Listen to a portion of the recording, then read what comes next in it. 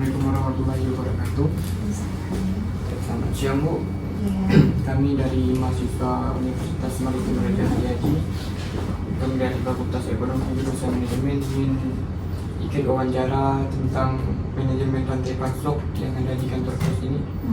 Sebelumnya kami memperkenalkan diri anggota kelompok kami. Saya sebagai ketua Maria Masti. Saya Arjun Indra Azumardi, anggota. Saya Joy Samudra, anggota. Saya Saskirani. Saya Alia, anggota. Saya Rosyani, anggota. Langsung aja ke pertanyaannya ya Bu. Coba Ibu jelaskan peran Ibu di kantor ini. Saya di sini posisinya sebagai supervisor administrasi dan umum. Mengelola kepada SDM, keuangan, dan aset. Dan itu selanjutnya gimana cara kantor pos untuk mengidentifikasi atau memilih barang yang diterima atau bisa dikirim gitu? Oh gitu. Kalau kita kan penerimaannya kan semua di loket ya.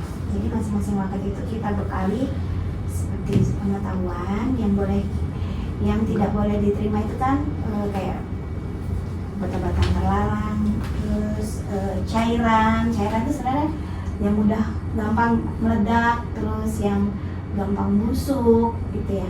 Kita lihat waktu yang mereka butuhkan. Misalnya kalau pengirimannya mereka pengennya yang lewat laut, otomatis kiriman kayak makanan itu kan berarti nggak bisa.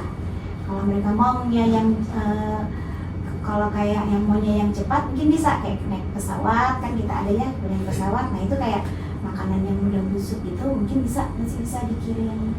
Jadi nanti petugas loketnya yang bertanya langsung ke customer isinya apa, karena kita tidak punya X-ray.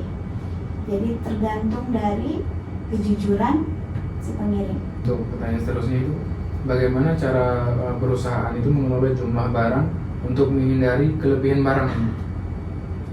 Overload gitu Iya. maksudnya, overload. Kita kalau overload sih biasanya nambah armada. Misalnya kalau udara memang kita mungkin nggak bisa ya kalau kerja sama dengan pihak bandara. Cuman kalau yang untuk laut atau darat kita ada juga yang melalui darat langsung ke Pekanbaru, itu biasanya kita tambah armadanya. Biasanya pakai satu kapal mungkin ya, kita pakai 2 kapal, yang bisa 1 mobil pakai 2 mobil. Kira-kira seperti itu. Seterusnya itu, strategi yang dilakukan perusahaan itu untuk memastikan kelancaran pengiriman dari si pengirim itu ke penerima itu. Koordinasi yang pasti. Koordinasi ya antar dari kantor pos ini sama kantor pos sana. Koordinasi juga dengan mitra kita, dengan angkutan untuk memastikan ini kapan berangkatnya. Koordinasi yang jelas. Selanjutnya Bu, bagaimana cara perusahaan mengukur dan menganalisis kinerja operasional rantai pasok? Tapi yang jelas kalau kantor pos kita punya website. Website itu dia dari pertama barang itu diposting di loket sampai dia sampai tujuan itu bisa terlacak. Nah, operasional kita juga melakukan itu gitu. Jadi kita ada deadline ya, misalnya ini harus selesai dalam waktu sekian hari. Jadi ada petugas khususnya yang mengecek itu, yang kontrol, yang ngawasin itu semua. Misalnya kalau yang dari kantor lain ke sini kan berarti di antaran ya. Ada petugasnya di situ, mandornya yang ini harus selesai tanggal sekian, maksimal tanggal sekian. Jadi kita memang ada petugas khusus yang mengontrol itu semuanya, kayak pengawasnya gitu. Selanjutnya, bagaimana cara perusahaan mengelola proses pengiriman untuk memaksimalkan efisiensi dan kualitas? Kalau dari itu kita menawarkan packing kiriman ke pelanggan. Packing jadi kayak barang elektronik atau barang yang gampang hancur itu kita tawarkan packingnya bisa packing kayu, bisa pakai wrapping itu ya, dan plastik itu bubble wrap. Tergantung dari kebutuhannya apa. Kalau yang jelas kalau kita ngirim itu ke mitra udah pasti udah kita yakinkan bahwa memang kondisinya emang benar-benar udah bisa layak dikirim, tidak goyang, tidak mudah pecah, di packing. Nah, selanjutnya Ibu, bagaimana cara Ibu berinteraksi dengan staf administrasi dan staf kurir untuk memahami perkiraan jumlah barang dan kualitas dari pengiriman barang yang akan dikirim? Kalau kita kan ada ada bagiannya masing-masing. Jadi kayak saya bagian SDM, sebenarnya kalau operasi ada lagi di bagian operasi. Operasi itu ada supervisornya sendiri, ada yang pengawasnya, ada yang ada bagiannya ya mereka udah pasti udah tahu kerjanya ngapain aja gitu kan. Nah, selanjutnya Bu, bagaimana kantor pos ini menghadapi tantangan yang mungkin timbul dalam pengiriman barang. Nah, jadi misalnya itu ada perubahan harga ongkos kirim, keterlambatan pengiriman, fluktuasi permintaan pasar. Itu bagaimana Bu? Kalau ongkir kan itu memang udah ini ya pasti itu pasti ada kenaikan. Otomatis kita dengan meningkatkan layanan. Kalau misalnya ada hilang, kalau kita kan seminimal mungkin jangan sampai hilang ya. Tapi jika memang ada pun kan kita ada asuransinya. Jadi misalnya ganti ruginya ke pelanggan. Seperti itu. Selanjutnya Bu, bagaimana kantor pos ini menjalin hubungan dengan mitra untuk memastikan kerjasama yang baik? Iya tadi saling komunikasi kan. Sering komunikasi lah. Kalau misalnya ada kendala atau apa, kita jadi misalnya tahu, kita pun tahu misalnya nih kapal hari ini nggak bisa jalan nih, angin kencang gitu. Nanti ada pemberitahuan dari ketuanya. Misalnya ini yang kena tuna nggak boleh jalan gitu ya. Nanti intinya komunikasikan ke kita. Begitu pun kita gitu misalnya gitu mereka ya kita juga komunikasikan lagi ke mereka gitu. Jadi intens lah ya, setiap ini selalu pasti ada komunikasinya. Selanjutnya, gimana kantor pos untuk memastikan kualitas pengiriman yang konsisten dan memenuhi standar yang ditetapkan, Bu? Ya dari penerimaan di loket itu udah pasti benar-benar kita yakinkan dulu sesuai dengan standar pengiriman kita. Dari segi packingnya, isi kirimannya gitu, agar tidak merusak kiriman yang lain juga kan. Jadi kalau barang yang udah pecah kan ke yang lain kan jadinya jadi jelek juga kan kitanya. Jadi yang jelas kita harus memastikannya di loket pada saat menerima barang. Jadi benar-benar diyakinkan bahwa kirimannya itu aman, sudah sesuai dengan standar kita pada saat pengiriman. Oke, selanjutnya bagaimana kantor pos itu untuk menggunakan teknologi dan sistem informasi dalam manajemen rantai pasokan? Yaitu tadi kita ada website trackingnya. Jadi tracking itu digunakan bukan hanya untuk mitra pelanggannya saja pengen tahu kirimannya udah sampai atau belum. Itu pun kita gunakan untuk mengukur kualitas layanan kita. Jadi ada bagian customer care-nya yang atau tadi saya bilang ada bagian pengawasnya yang ini harus sudah selesai sekian hari, ini tanggal sekian sudah selesai. Itu memang sudah ada website-nya untuk melihat itu semua. Jadi tidak dikerjakan manual lagi. Jadi dari kita yang di sini, orang sana pun juga tahu, ini udah deadline nih, harusnya kiriman ini udah selesai. Itu dari pusat pun tahu. Jadi memang kita udah menggunakan website. Itu semua. Dan gimana kantor pos itu untuk menerapkan konsep-konsep manajemen rantai pasok yang berkelanjutan atau ramah lingkungan, Bu?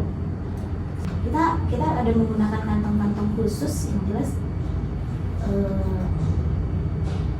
dari segi sampah mungkin tidak ada sih, karena kita menggunakannya daur ulang ya. Untuk pembungkusannya sampai di tujuan kita pun menggunakan itu lagi sampai benar-benar kantong itu sudah misalnya sobek atau apa baru kita ganti sih. Selanjutnya, bagaimana kantor pos melibatkan dan mengelola tim operasional? Melibatkan Tim operasional. gimana ya, mempermudah tugasnya mereka. Cara mengelolanya, Bu. Mengelolanya Kita dikoordinasi atau komunikasi supaya berjalan dengan lancar itu. ya, jadi kan kita punya tadi ada supervisor operasional, dia yang bertanggung jawab penuh dengan semua pengiriman. Jadi dari loket sampai ke belakang itu udah tanggung jawab di belakang orang operasi. Otomatis mereka udah tahu itu yang harus mereka ngapain dari loket. Mereka harus ke puli kirim, istilahnya namanya, nanti dikantongin, dibikin manifest segala macam, nanti dari sudah dikantongin, disegel, baru dibawa dengan dinaikkan ke alat angkutan, nanti dibawa ke angkutan. Jadi itu udah otomatis ya, memang sudah job desk-nya mereka gitu, udah job desk-nya mereka. Jadi kalau udah di sana dia tahu barangnya harus diapain gitu. memang udah ada bagian khusus ya. Bagaimana cara kantor pos melakukan pengendalian biaya dalam rantai palsu? Kalau pengendalian biaya, otomatis kita mencari mitra yang termurah dong ya, yang termurah dan yang tercepat lah. Misalnya kalau naik kapal sekian hari ongkosnya sekian, tapi dengan naik mobil mungkin ada roro apa lebih aman, mungkin kita masih otomatis cari yang itu. Kita masih pastilah memilih biaya yang termurah dan tercepat. Prinsip ekonomi ya. Iya dong, kalau nggak rugi ya. Kita pasti carinya yang termurah, tercepat dan pasti teraman. Kayak gitu.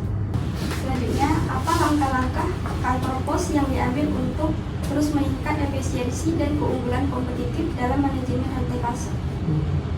Itu dia. Apa tadi? Yang jelas memastikan dari depan bahwa kiriman itu sudah sesuai dengan standar gitu ya, sesuai dengan standar operasi kita. Yakinkan benar bahwa kiriman itu memang benar-benar sudah sesuai dengan yang aturan yang di angkutannya, sudah sesuai dengan kitanya. Gitu. Dari packingnya segala macamnya sudah pas. Kalau dari loketnya udah oke, insya Allah selanjutnya sih udah aman ya. Yang jelas kalau terus pastikan juga ke mitra angkutannya bahwa untuk kita yakinkan bahwa kiriman kita memang benar-benar bisa jalan sesuai dengan jadwal yang sudah kita tentukan. Jadi tidak miss gitu ya dengan jadwal pengirimannya. Ini Itu yang terakhir tadi Bu. Apa tuh? Berkompetitif dengan jasa kirim yang lain untuk memiliki keunggulan sendiri kan tuh daripada jasa kirim lain tadi. Kalau kita keunggulannya yang jelas kita banyak cabangnya ya dibanding dengan yang swasta. Kita sampai ke pelosok ada. Jadi kayak di pulau sana itu sampai di Midai, Tambelang yang jauh-jauh itu kita semua ada. Bahkan yang swasta pun ngirimnya ke kita. Itu mungkin salah satu keunggulan kita. Kalau yang kedua, kita kan punya pilihan ya selain udara, kita juga punya yang kiriman melalui laut atau darat. Jadi kalau pelanggannya yang nggak bisa mungkin kirim pakai udara, mereka bisa menggunakan kirim pakai laut atau darat tadi yang lebih murah. Seperti itulah kira-kira. Untuk pertanyaan udah selesai dan wawancara ini kami cukupkan sampai di sini. Kalau ada silap kata mohon dimaafkan. Saya mengucapkan banyak terima kasih kepada Ibu telah menjawab beberapa pertanyaan dan membantu kami untuk menyelesaikan tugas akhir semester kami. Assalamualaikum warahmatullahi wabarakatuh.